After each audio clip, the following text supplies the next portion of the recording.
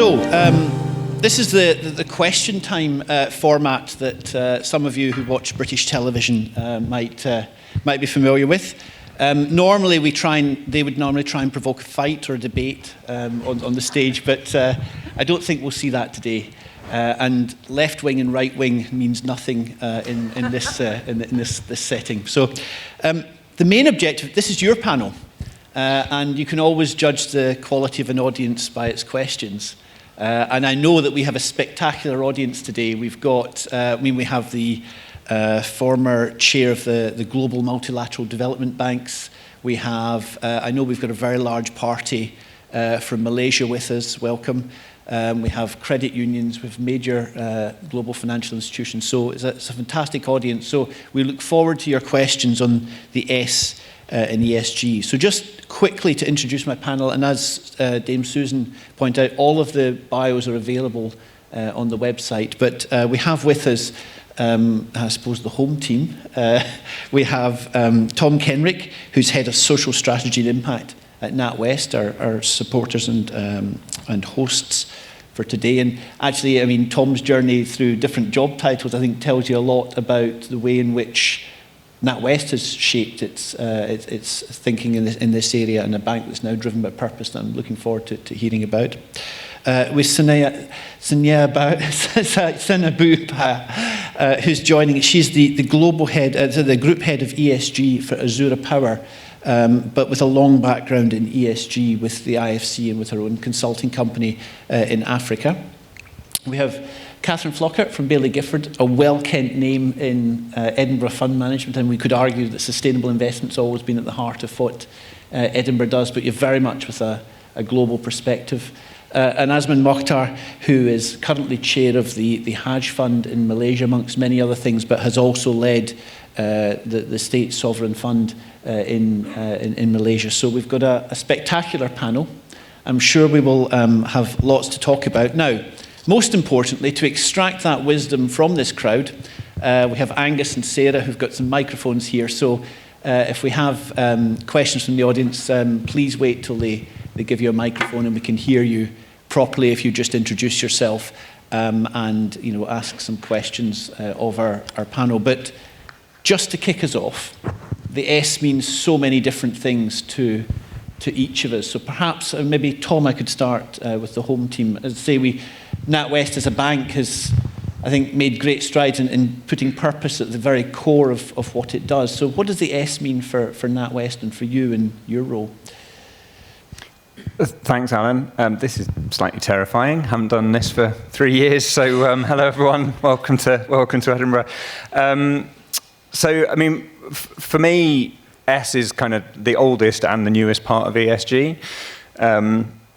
I was reminded yesterday by Amanda Young from Aberdeen that the East India Company, when they went out for their joint stock, ran into some trouble because of accusations of them still having slavery in their supply chains. You go back to Dodge versus Ford in the 1920s, and Henry Ford wanted to invest in his workforce and improve conditions, and the Dodge brothers thought that was their shareholder money, and they would have that. Thank you very much.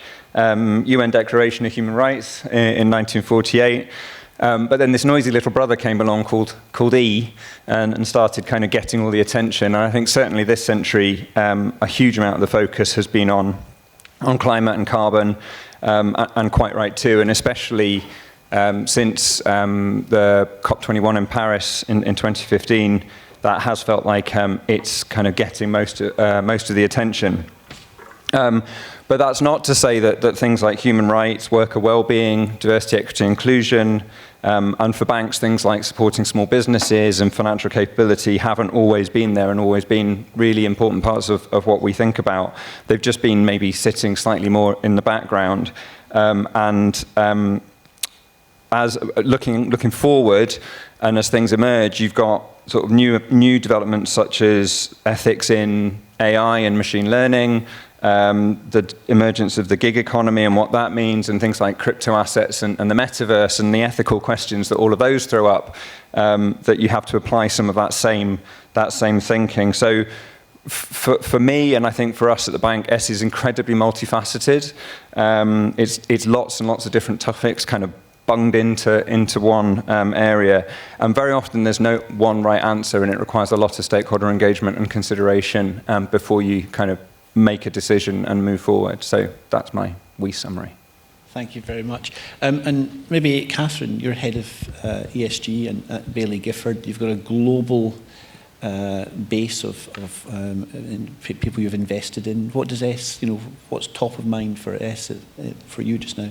Sure, thanks. Well, as you've mentioned, I think many will know us in the audience, but for those that don't, Baillie Gifford is we're investors, so asset managers and very much global investors. And everything we do is managed in an active and a long-term fashion, and most of what we do is also focused on growth equities. So that's kind of our general perspective. So for me, the S in ESG really means ensuring that we are investing in a manner that supports better outcomes for people in a very, very simple fashion. This means investing in businesses who consider the range of stakeholders who are involved in the business, so not just their shareholders, but the communities in which they operate, their employees, their supply chains, ensuring that they really do have that social license to operate, which in our view very much strengthens long-term competitive advantage. So it's businesses that have that broader focus and operate with equity and fairness, regardless of who they're dealing with. For us, sort of considering social also means investing in companies whose products and services have the potential to be game changers in driving forward social issues. So whether that be the investment that we made in Moderna, the vaccine manufacturer, at its IPO in 2018, that has been hugely beneficial for society in tackling, the huge challenge of the COVID pandemic. Whether that be our investment in Bank Rakyat Indonesia, which is an Indonesian microlender, which is providing important access to finance for many people, or whether that be something like our recent engagements with CRH, the building materials and cement supplier, working with management there to help them, yes, set stretching environmental targets, but actually maintain and decarbonize their cement business, because we recognize that construction is needed for social and economic development in developed countries, but particularly in emerging markets. So it means investing in companies and thinking about these matters through those bottom-up investments that we make, and engaging with those companies where it matters to make a difference. The challenges are that it's complex, it's amorphous, and it is multifaceted, as has been mentioned. There are also trade-offs between the social impacts that a business may have, let alone the trade-offs between the environmental and social impacts of businesses. So it's not well-defined and it's not easy, but that absolutely doesn't mean that we mustn't try to do better and to do more. So that's really why we also maintain this steadfast focus on the long term. Our investment horizon is 5 years and beyond. Those of you who know us well will know that sounds a bit like a broken record, but we absolutely believe that if we're going to keep social as well as the broader ESG issues at the heart of what we do, and to do that and successfully as investors, it's about keeping our eyes on that long-term time horizon, and that is how we can truly help to deliver societal progress as investors. Thanks very much. Azman, you obviously can bring us a perspective from Asia, but I also know you've got a very global perspective as well, because I think before COVID you took a long train journey around the world. So tell us a little bit about S in Asia and what's top of mind there. Yeah, I'll start by echoing, I think, all that's been said on S, which is probably the most, I think you use the word amorphous, somewhat abstract of the three letters, right? ESG. And indeed, as Dame Susan, I think, rightly said, what is S is linked to people. And yesterday at the Global Steering Group, I thought I heard you can't really model behavioral science or behavioral finance or behavioral economics, for that matter, like we model physics or astronomy, and there's a good reason for that. That we are human beings with all our fallibilities. The gentleman who quoted from the scriptures earlier today will tell us that, right? It depends on the day. You stimuli A, you may get B, you may get C, whether the weather is good, whether your football team has won or whatever, right? But having said that, this is inherent in the challenge with the S, is the difficulty about data and measurement. I note that taxonomies are not as developed, if any, on the others. I also agree that that is not an excuse not to proceed with it, because doing the right thing is, of course, important in itself. And ultimately, we believe in this whole hierarchy of what we're doing, trying to do the right thing using the levers of finance, then surely people has to be at the center of it. People as stewards for the environment. The mechanism of the good G, absence of corruption and things like that, and is part of that. So therefore, it starts, I think the second S I wanted to highlight is, what is our belief? What is our framework? Is it a stakeholder economy, or is it just a shareholder economy? I think this debate has been going on.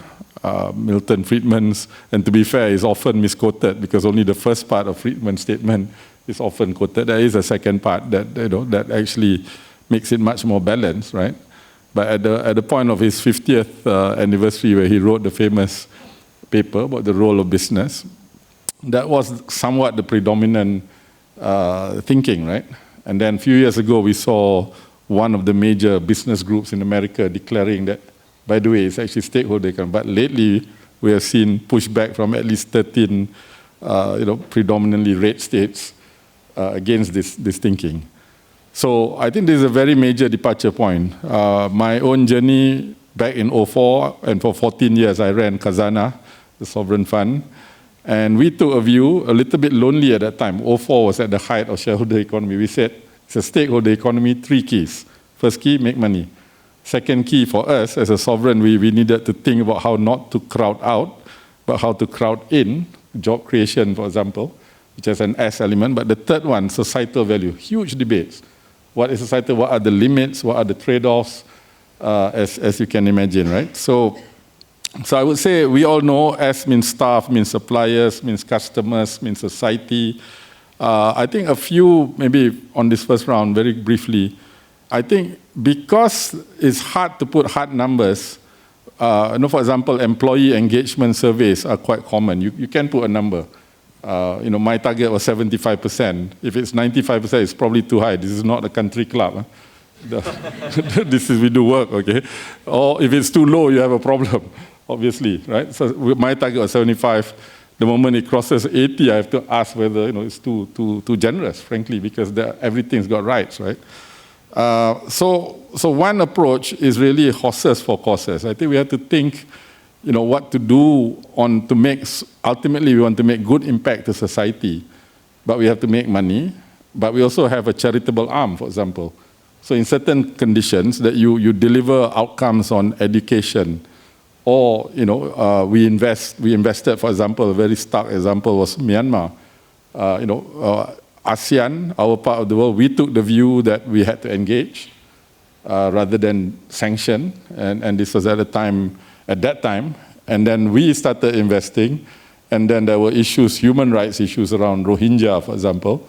Then what do? Do we divest, or do we act? So some of you may be familiar with the voice, exit, loyalty.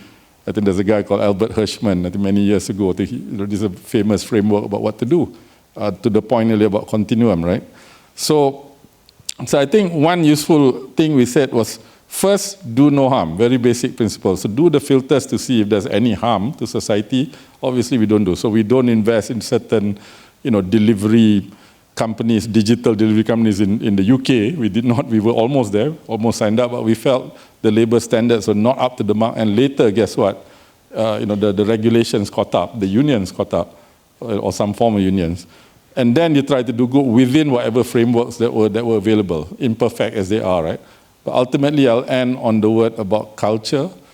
I know this is kind of hazy, abstract, but we all know that this is important, especially when the hard taxonomies and measurement metrics are difficult to make. That you have to compensate with things like, trust, reciprocity, your feedback loops, your culture, basically.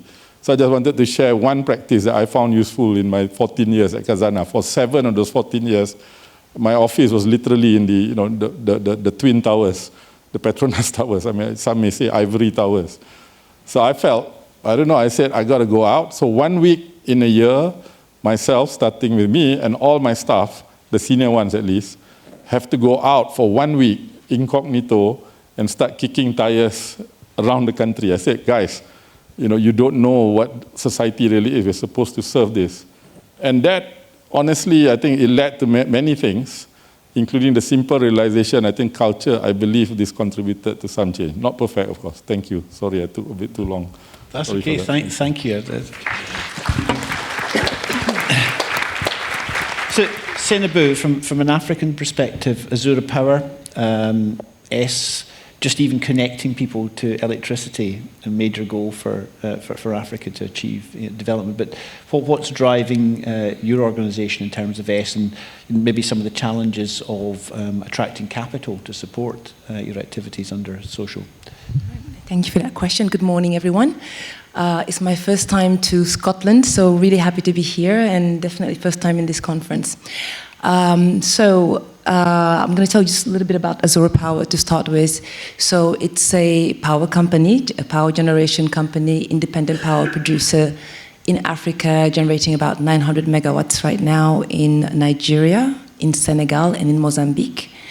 Through gas. Gas is the main, or any power, HFO, heavy fuel oil, that will be transferred into gas once it becomes available, for instance, in Senegal. So answering your question on the S. For me, sustainability is the S.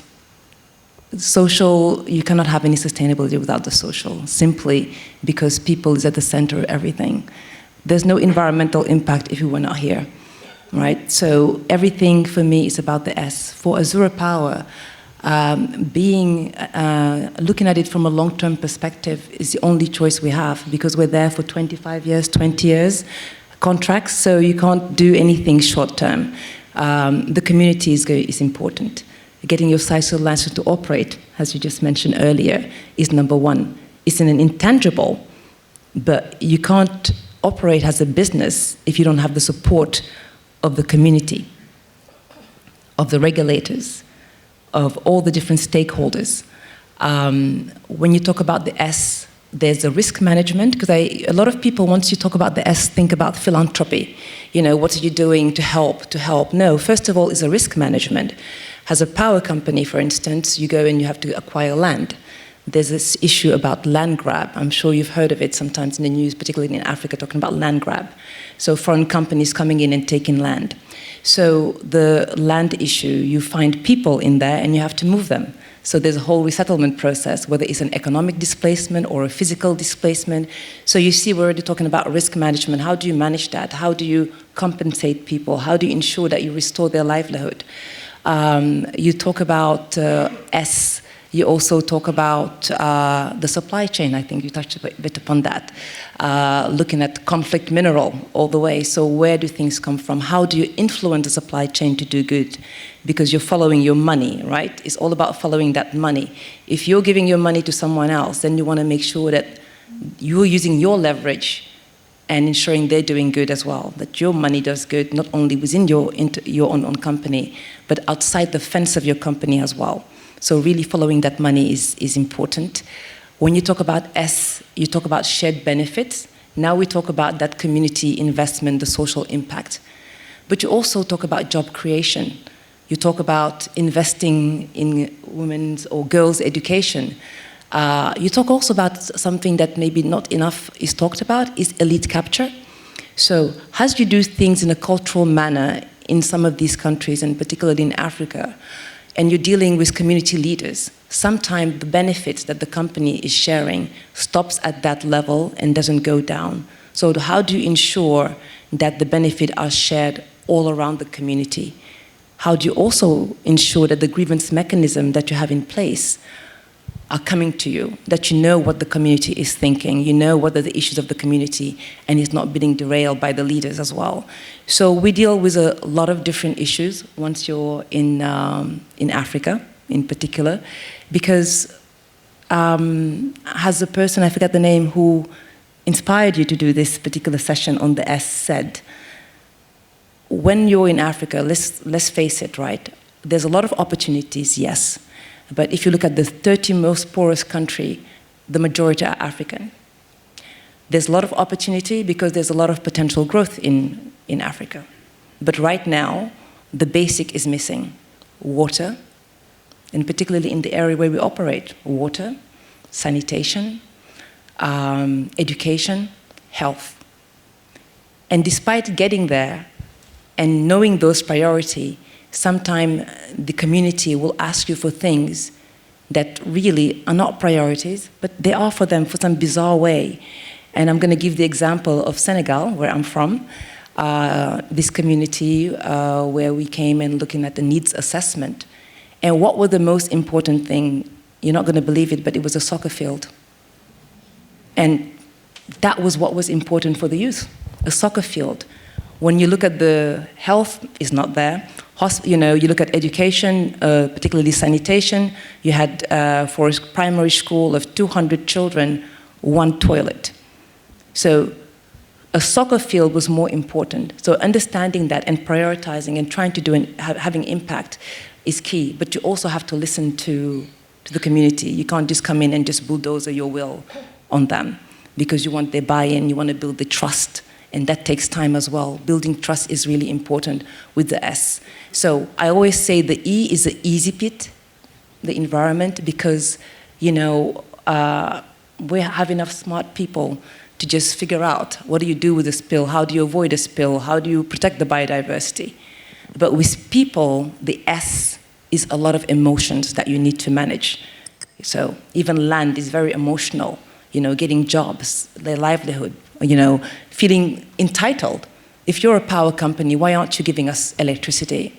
Yeah, but we don't distribute it. So we cannot get it to you. But then even if we did, how are you going to pay for it? So how do you even do sustainable community investment? Because you don't want to give them something today, but you can't continue tomorrow. And then you're creating a new dependency.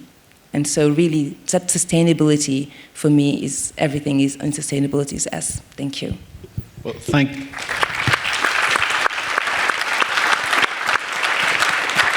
you very much. I don't know if we can maybe have the lights up a little bit on the audience. So here's an opportunity now for you to ask some questions. So we've got Angus and Sarah up here with microphones. Have we got some questions? I've got one in the middle here.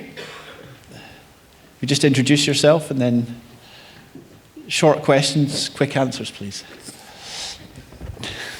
Good morning. Thank you very much for that. Name's Adrian Sargent from Castle Community Bank.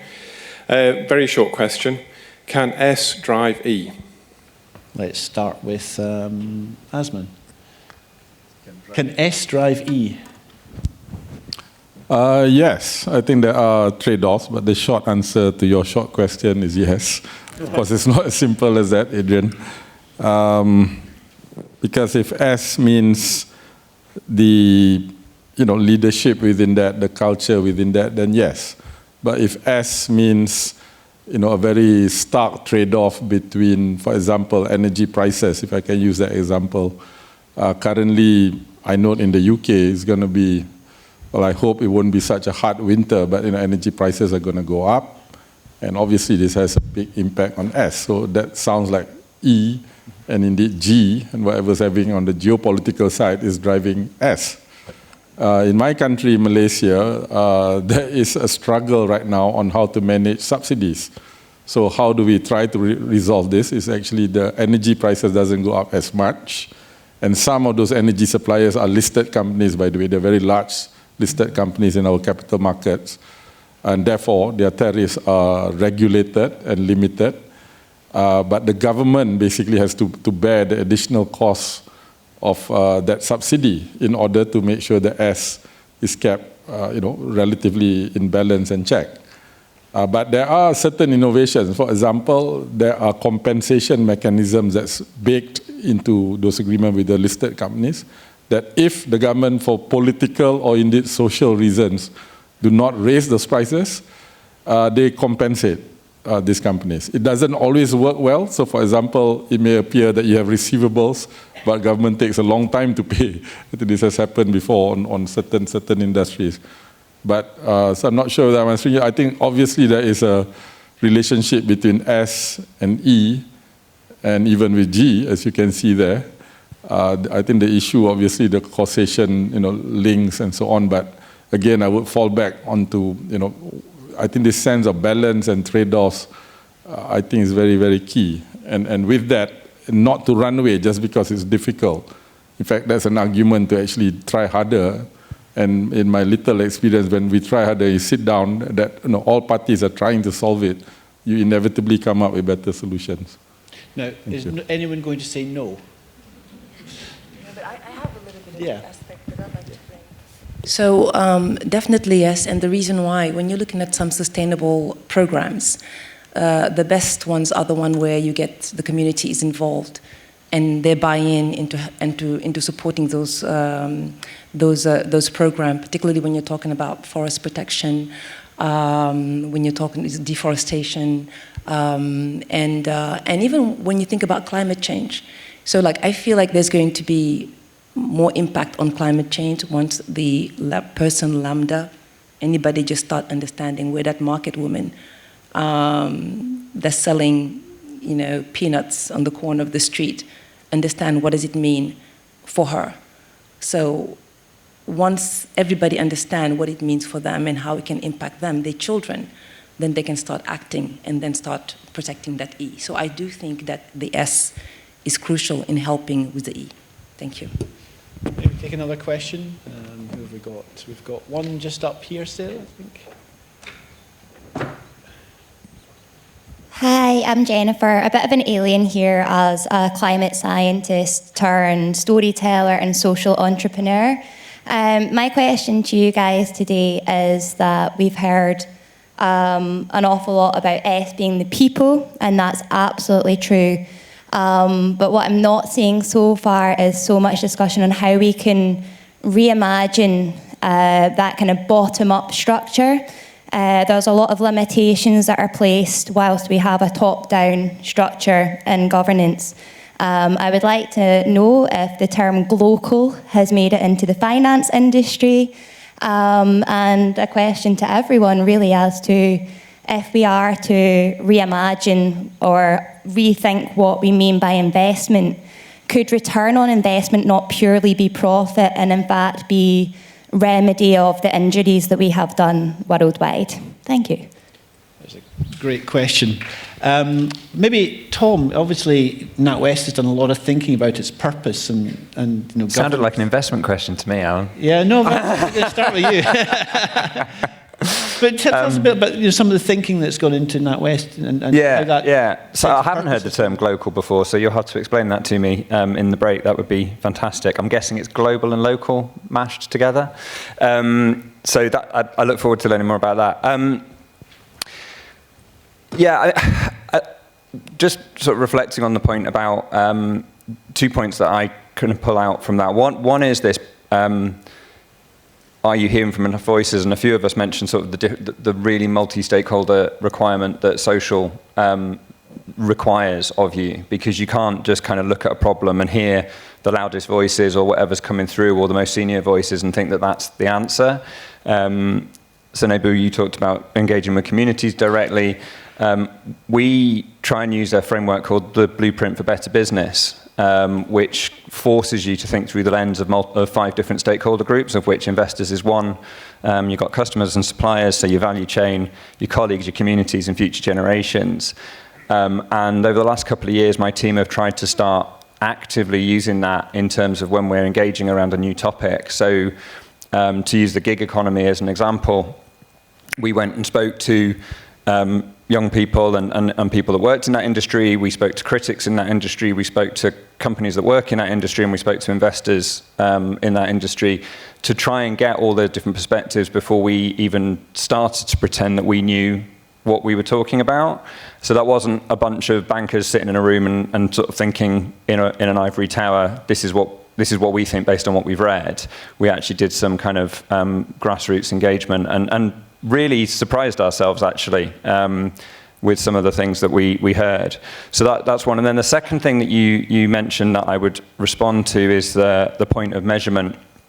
And I think there is a question sometimes about are we measuring the right things. And quite often we talk about, oh, it's awful tough to measure social. And some of it is, but some of it isn't. Some of it's very, do you pay the living wage? I think that's fairly binary. So some of it is very, very measurable, but also we're measuring the right outcomes. So quite often I hear, and this is flipping back to the investment industry, so Alex Edmonds is good on this, the LSE professor. Is the value of a company greater if it pays the living wage, to use the example that I just used? And I'm like, I don't care. Because as long as it's not dramatically worse, are the human outcomes, is the dignity of that workforce better as a result of paying the living wage? And so if we're only measuring based on, oh, is company value better, is it better for my return on equity in the long term, I'm not sure we're actually measuring social at all. So that's my kind of view. So, Catherine, to take us into the investment committee, maybe balancing, especially the second part of that question, there's obviously the numbers and the P&L and net present value. What else is in there for you when you're considering an investment? Well, I think sort of going back to the question, a couple of points that have been touched on. I absolutely agree with, I think this, so on the one hand, I understand and have indeed been very deeply involved with our positive change impact strategy, which is seeking to provide a degree of measurement and rigor around the social impact that and the environmental impact that strategy is having. So I absolutely see value and importance in proving the credentials of investments from a social and environmental perspective, but I also have quite deep concerns about this reductive obsession with boiling everything down to a single number. And I really don't think, particularly when you're looking at the social aspects of a business, that is necessarily actually the most productive way for us to move forwards.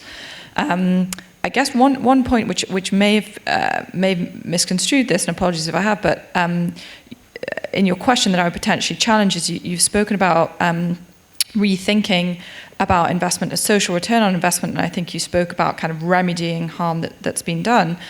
Now, absolutely, businesses need to think about that and negative impacts and ensure that they're sort of dealt with responsibly. So I'm certainly not claiming that there is no negative impact from business, but I would really challenge the sort of assumption that business is in aggregate bad for society.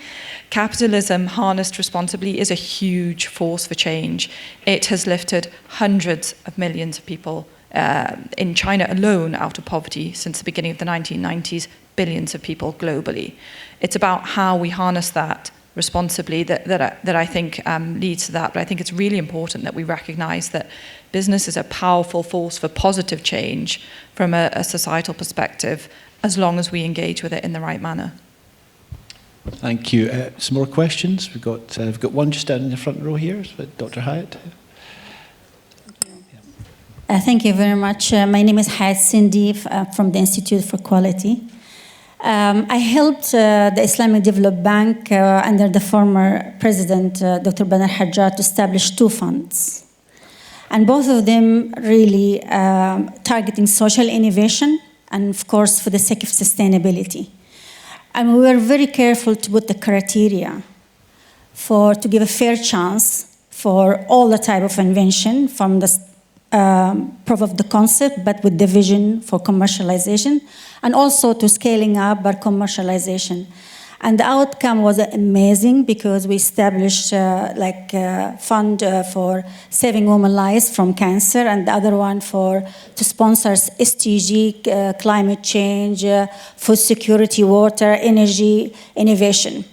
But I know from my experience as an inventor and also entrepreneur, it's not easy because I heard about sustainable investment, I heard about social investment, but how easy for the community to apply to your firm, to apply to your bank, to get a fair chance. Because Transform Fund, what I helped to create, and all the saving, is only a small fund in a global world, but I know that for sure, not easy to get for any entrepreneurs if it's starting idea, had a starting idea, or he want to scale up, or he want for commercialization.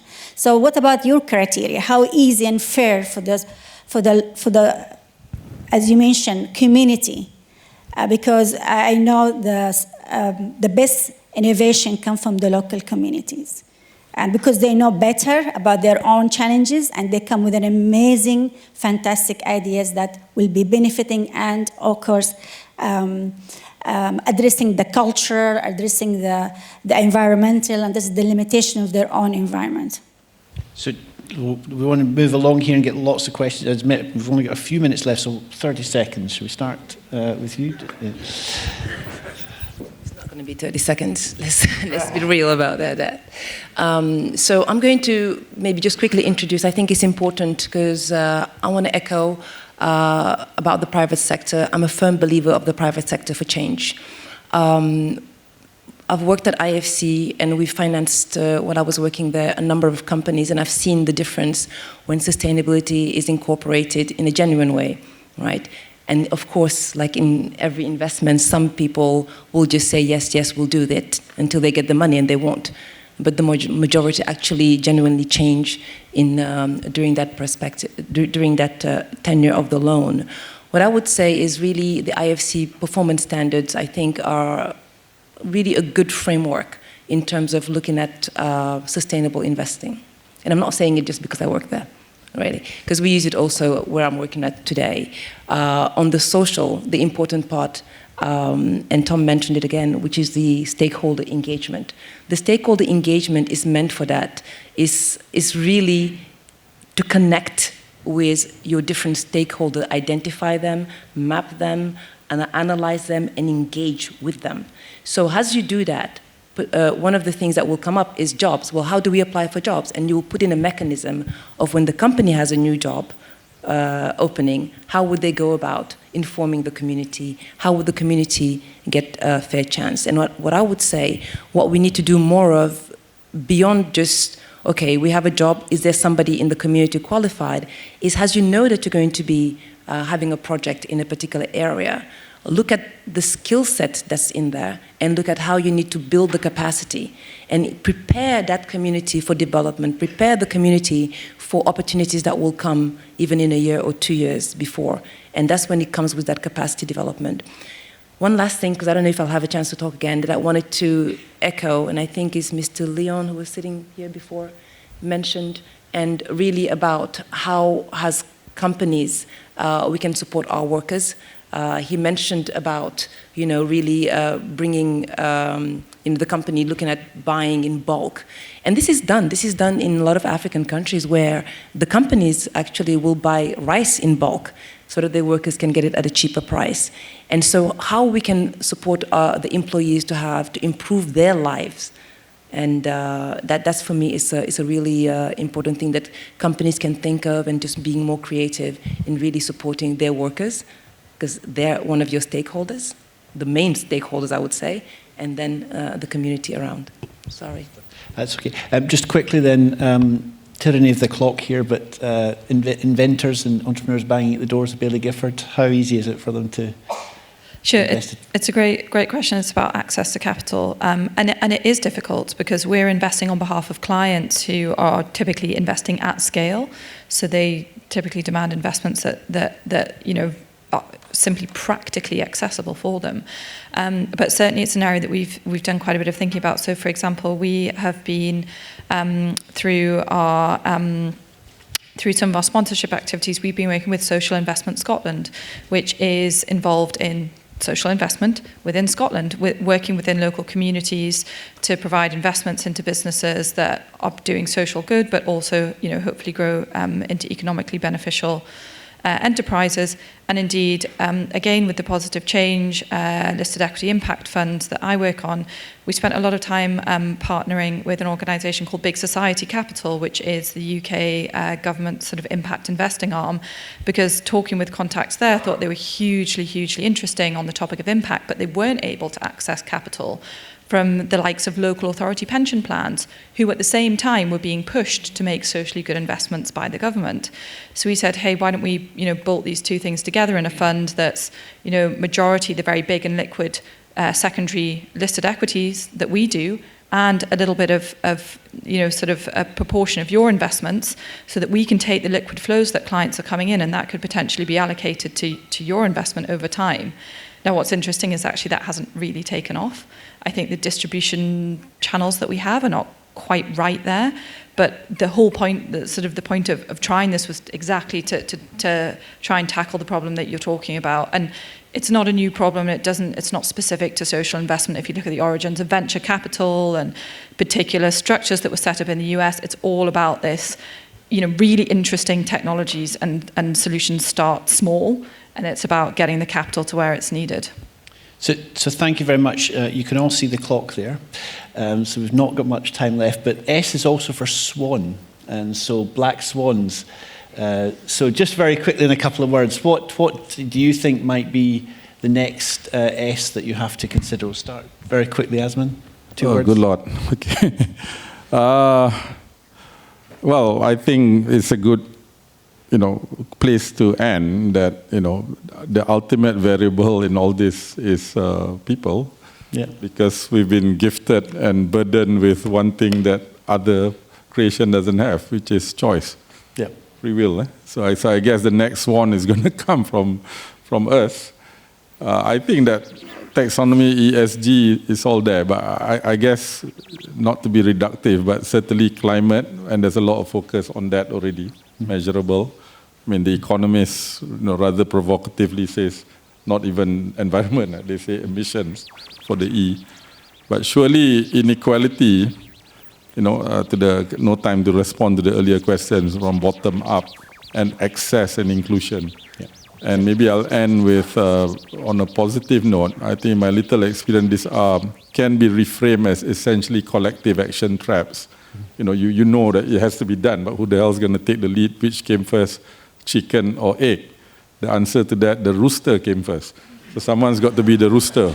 Who is the rooster? The one that changes it from this vicious circle to a virtuous one, right?